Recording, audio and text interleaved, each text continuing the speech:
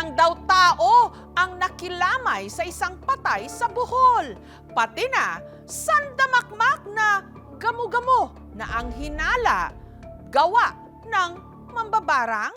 Sambahin ang ngalan mo. Hindi raw lubusang makapagluksa ang mga naulila ng yumaong ito sa Bohol. Ang dumagsa kasi sa unang gabi ng lamay, hindi ang mga nakiramay, kundi libo-libong mga gamo-gamo.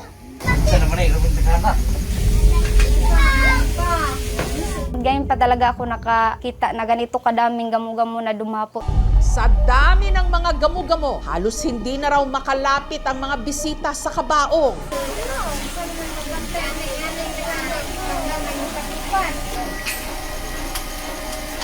Nagpawag na po kandila ga.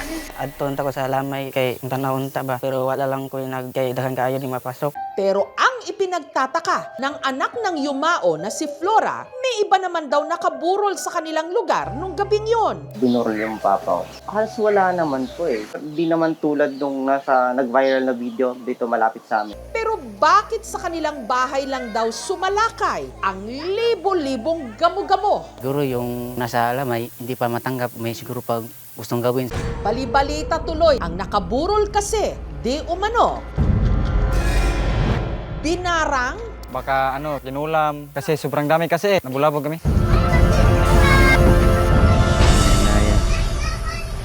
ang namatay kasi na si Felix, isa palang manggagamot. Takbuhan ang kanyang kamag-anak sa tuwing may nakagat ng mga insekto. Binubulungan niya, tinutotso niya yung ulo. Pero taong 2024, bigla raw nagkasakit sa baga si Felix. Pero ang kutob ng kanyang mga anak, hindi ito resulta ng bisyo ng kanilang ama, kundi ganti di umano ng mga inagrabyado nitong nuno. Pag tumubo, bibiakin niya. May bubulong lang siya na Latin. Badlongon na kung kuandi man sa mutuog na suko tong magkuandi ba nagpuyuan ng ihang giguba. Dahil lumulubha na raw noon ang lagay ni Felix, ang anak niyang si Robert sumangguni na sa isang albularyo. At ayon daw sa manggagamot, ang sakit ni Felix gawa raw ng mambabarang. Nag-video call kami. Sabi ng albularyo sa akin, malakas yung gumagawa. May naiinggit daw sa kanya. Ang nasa likod ng di umano pambabarang kay Felix, dati raw nitong katrabaho. Sabi pa nga ng albularyo sa akin na nung nagtrabaho daw siya sa tulay, gusto sana siyang gawing foreman. Kaya may naiinggit sa kanya. Doon na nagsimula. Nagkasakit na siya nung umuwi na kami. Si Flora, kumbinsido rin, may naghiganti sa kanyang ama. Lalo't minsan na raw na ikwento sa kanya ng kanyang tatay na may nakaalitan itong katrabaho sa pinasukan nitong construction site. May nakaaway din kasi talaga siya doon. Kaya natapos na rin yung hindi na din siya bumalik. Hindi namin naalala kung sino yung naiinggit sa kanya. Hanggang ang kanilang ama, tuluyan na ngang binawian ng buhay nitong June 28. Yung nasa niya po, death is heart failure. Sobrang sakit talaga, lalo na yung nasa ospital siya naghihingalo. Sa unang gabi ng burol, laking panghihilakbot nila ng dagsain ng lamay ng laksa-laksang mga gamo-gamo.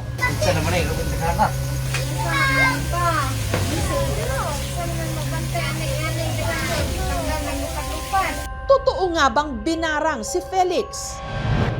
Gusto lang kasi namin mabigyan ba ng hostisya, yung malaman namin kung totoo, mapanatag yung isip namin.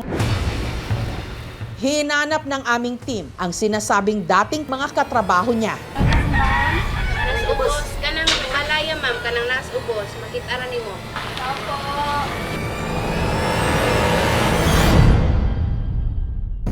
Kapangyarihang itim ba talaga ang dahilan ng pagdagsa ng laksa-laksang gamo-gamo sa lamay? Baka kinulam. Kasi sobrang dami kasi. O may paliwanag naman ang siyensya? Yung mga winged termites na yon, talagang mapupunta sila dun sa wake or dun sa burol dahil Puputaktihin na tayo ng mga kasagutan sa aming pagbabalik. Nabulabog ang unang gabi ng burol ng yumaong manggagamot sa Bohol na si Felix nang ang kanyang lamay dinagsa ng libo-libong mga gamo-gamo. Ngayon pa talaga ako nakakita na ganito kadaming gamo-gamo na dumapot. Paniniwala ng kanyang mga kamag-anak, ang dumagsang mga gamo-gamo hindi nagkataon lang. Si Tatay Felix, binarang daw di umano. May nagkokontrol daw sa papa namin. Ang nasa likod daw ng pambabarang sa kanyang ama, dati nitong katrabaho sa construction site. Sabi pa nga ng albularyo sa akin na nung nagtrabaho daw siya sa tulay, gusto sana siyang gawing foreman. Kaya may naiinggit sa kanya. Para mabigyang linaw ang mga haka-haka, sinubukang hanapin ng aming team ang dating pinagtrabahuhan ni Tatay Felix. Sunod na sinadya ni Flora, ang matalik na kaibigan at katrabaho ng kanyang ama na si Noli.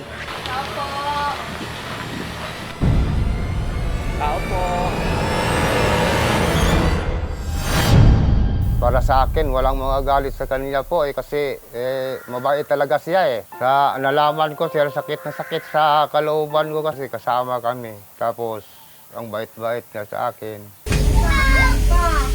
Siguro po, kung hindi man po malalaman yung kasagutan dyan, siguro papasuggest na lang po namin kung meron man pong gumagawa niyan sa papa ko. Yung Panginoon na lang po yung bahala sa kanya po. Minsan may mga bagay tayo na pinapaniwalaan tulad ng pamahiin para mas gumaan yung loob natin sa mga bagay-bagay.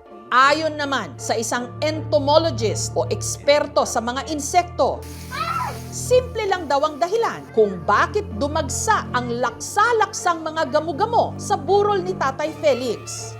Yung mga swarmers na yon o yung mga flying termites or winged termites na yon, talagang mapupunta sila dun sa wake or dun sa burol dahil maraming ilaw. Since bukas yung mga pintuan, papunta dun sa bahay, then maliwanag siya, talagang yun ang tendency. Dudumugin siya ng mga winged termite. Ang winged termites, tawag sa Ingles, sa gamo-gamo, naglalabasan daw talaga kapag nagsisimula na ang tag-ulan. Tawag dyan sa ginagawa nila is nuptial flight. Papakawalan ng isang colony ng anay yung mga winged termites para mag-disperse sila, and then yung ibang colonies magpapakawala din ng mga winged termite para maghanap ng mate. Hindi na rin daw nakapagtataka kung bakit maraming gamo-gamo sa lugar ng pinagburulan. Madalas daw kasing may mga punso o bahay ng mga anay o termites sa palibot ng kanilang bahay. Malalaki yung mga nakikita kong gamo-gamo doon sa burol. I will likely assume that it is coming from a Macrotermes species. And yung Macrotermes species na yan ay yung mound-building termite. So sila talaga yung mga nanggagaling sa mga punso. Sakali namang mag-swarm o dumagsa ang mga gamo-gamo sa ating mga kabahayan, ano ang dapat gawin? So wala kang kailangan applyan ng chemicals. Ang pinakamaganda is reduce light. Yes po, hindi pa ako 100% na totally natural yung natural lang. Nagdadalawang isip po yung yung isipan ko po. Yung gusto ko lang pong sabihin sa papa ko is, bantayan niya po kami lagi, hindi niya po kami pababayaan. Malinaw na lang siya ba nga kasi ning uban po to niya tong mga anay niya. Dumating at magsialisan man ang libo-libong mga gamo-gamo, ang pangungulila nananatili. Thank you for watching, mga kapuso. Kung nagustuhan niyo po ang videong ito, subscribe na sa GMA Public Affairs YouTube channel. And don't forget to hit the bell button for our latest updates.